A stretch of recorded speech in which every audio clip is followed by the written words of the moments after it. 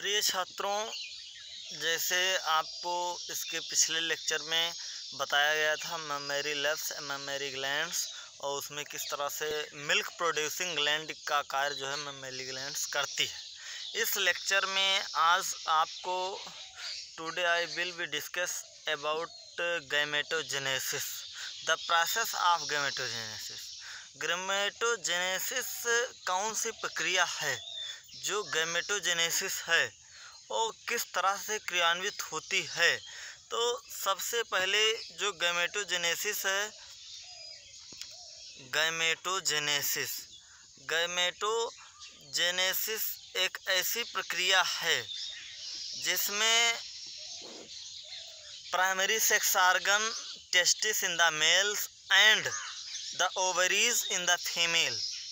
That प्रक्रिया in which include the primary sex organ the testis in the male, primary sex organ in testis in the male बताया गया था, and ovary in the female, और ovary जो होती है वह फीमेल में होती है। ये प्राइमरी सेक्स ऑर्गन की श्रेणी में आते हैं। तो इसी संदर्भ में आपको ये बताया गया था कि किस तरह से that are producing the gametes of sperm and ovum, males testis able to produce sperm and female ovary are able to produce the ovum.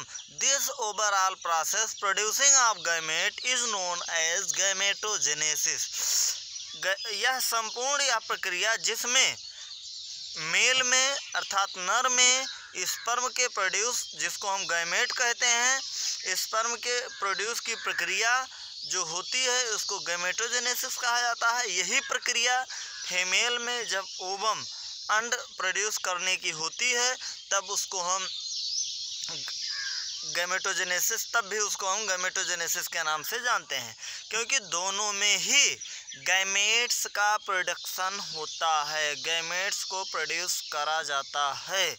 उसके बाद यह जो प्रक्रिया है इन टेस्टिस इमैच्योर, अब टेस्टिस में स्पर्म कैसे बनता है, तो इमैच्योर मेल जर्म सेल जिसको हम स्पर्मेटोगोनिया कहते हैं, टेस्टिस के स्ट्रक्चर में इसका जो है हम आपको इसके बारे में इसका परिचय कि टेस्टिस के अंदर सेम्निफेरस ट्यूब्यूल के अंदर जर्म मेल जर्म सेल जिसको स्पर्मेटोगोनिया कहते हैं और सर्टोली सेल्स जो कि मेल जर्म सेल को पोषण प्रदान करने का कार्य करती है, दोनों कोशिकाओं के बारे में हम अध्ययन थोड़ा थोड़ा कर चुके हैं। यहाँ पर डिटेल की इसकी फंक्शनिंग कैसे होती है, फंक्शनिंग पढ़ना है।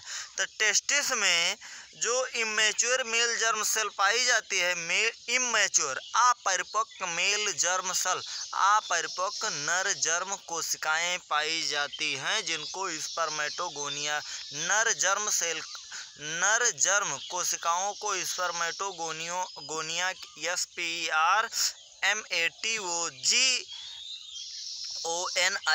स्पर्मेटोगोनिया के नाम से भी जाना जाता है।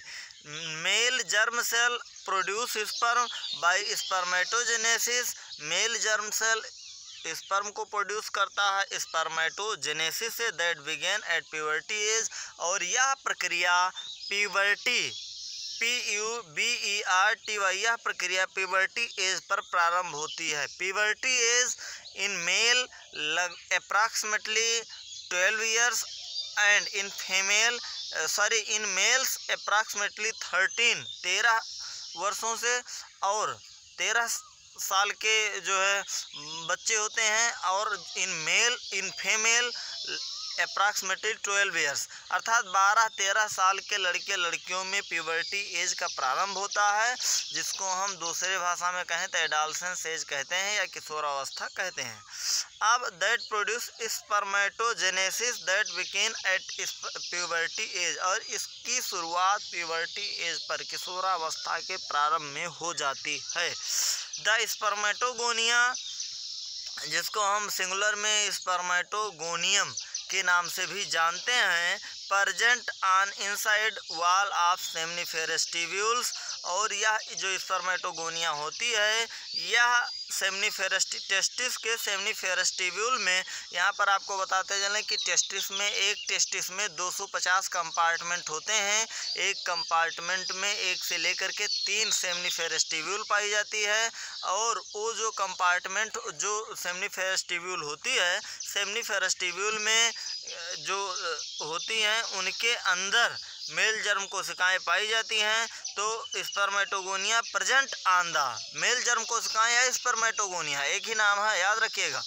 Present inside wall of seminiferous tubule, A seminiferous tubule के वॉल के अंदर साइड में, उसी भित्त दीवार पर अंदर की तरफ ये प्रेजेंट होते हैं। मल्टीप्लाई बाय माइटोटिक डिवीजन, ये माइटोटिक डिवीजन के द्वारा मल्टीप्लाई करते हैं, इंक्रीज इन नंबर, और इस तरह से ये नंबर में इंक्रीज होते हैं। Each spermatogonium is diploid and contains 46 chromosome, और ये इनमें माइटोटिक या माइटोसिस डिवीजन होता है।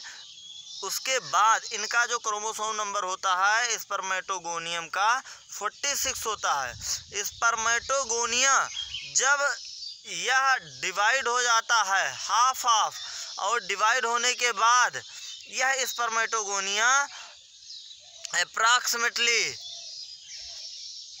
कहाँ यार जाओ नहीं तोहरो फोटो आई है, हाँ सामने देखो, हाँ ठीक वो बाहर कर लियो।